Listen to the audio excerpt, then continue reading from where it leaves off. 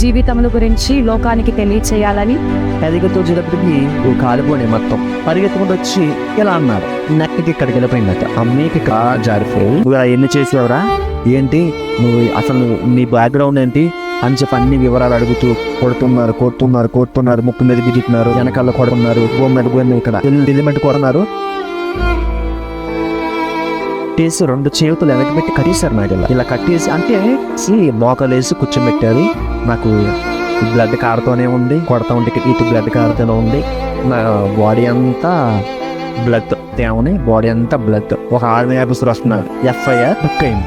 కిటికీ ఉంది, కిటికీలో చూస్తే మెయిన్ రోడ్ కనపడతాయి. 2 గుడ్లు లేవేసి తినేసాడు. నువ్వు ఏడే మోకాలు వేసి ఒక రోజున ప్రార్థన చేసుకున్నప్పుడు వెనకాల నుంచి పరిగెత్తుకుంటూ వచ్చి ముసుకేసినంత నువ్వు ప్రార్థన చేసుకుంటే నువ్వు నీతి మంత్రుడు అయిపోతావు, ఇక్కడ నుంచి నిన్ను విడిపించేస్తారు అనుకున్నావా?